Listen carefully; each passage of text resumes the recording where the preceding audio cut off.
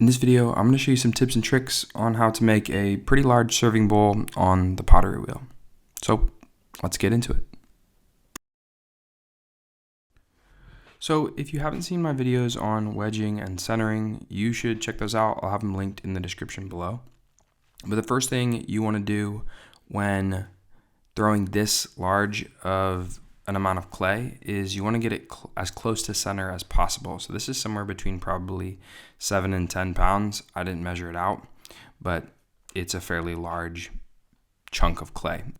And I'll get it as close to center by slap centering it before I go into coning.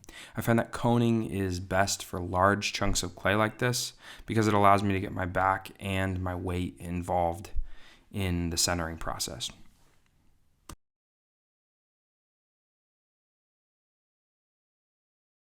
So once I have centered the clay, I'll form it into a wide puck because I want it to form a wide bowl. And to make a wide bowl, you need a wide base.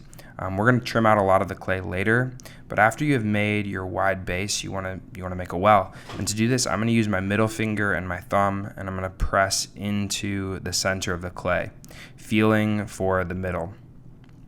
At this point, you don't want to get off center because it's really hard to adjust your walls and to get back on center if you get off center making your well. So I'll take extra time here to make sure that I stay centered. So after I have made the well, I'm going to use my needle tool to check how thick the base is.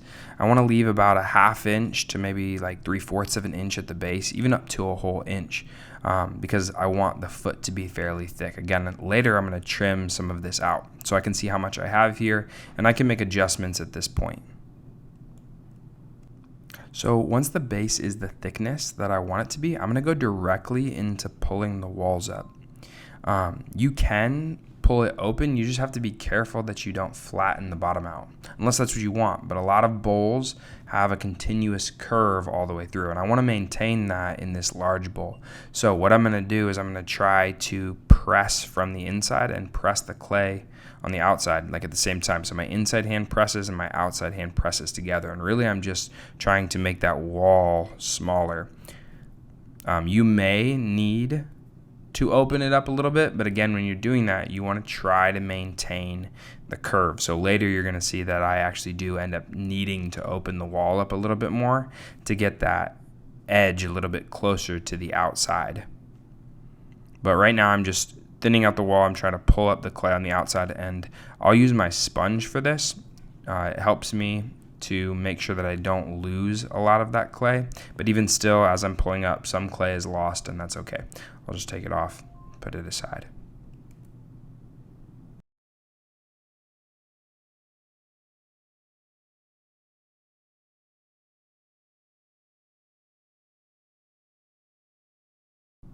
Here you can see I needed to get the pot a little bit wider, so I had to open up the bottom, and I used both hands, and I'm trying to maintain that curve along the inside as much as possible. Again, the wider the base, the wider your bowl can be. So if you can make your puck a little bit wider, it'll make it easier to get a wider bowl, but you'll have to trim out a lot later on.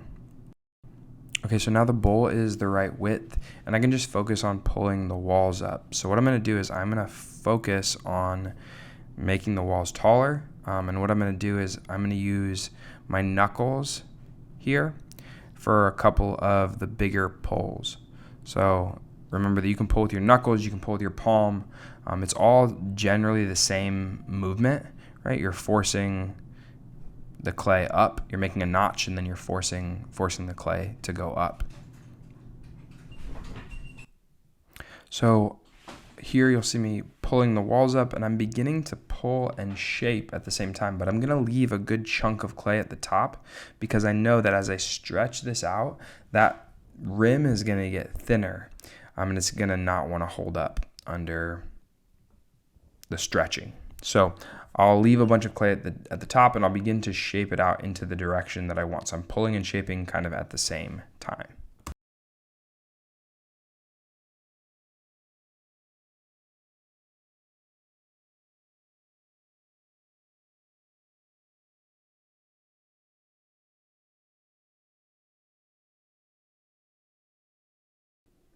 Once the bowl has reached the general size that I want, I'm going to take my metal rib and run it across the bottom and inside the bowl to compress the bottom, but also to continue that curve, to try to get a continuous curve across the bottom and on the inside.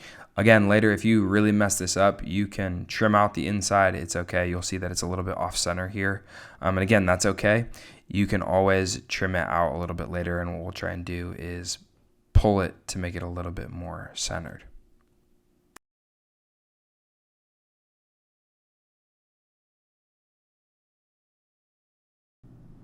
And that's pretty much it. So you'll cut this off. I usually cut them off by twisting the wheel or spinning the wheel as I pull the wire through. It makes it a little bit easier to cut it off. And then you lift it away and you're done.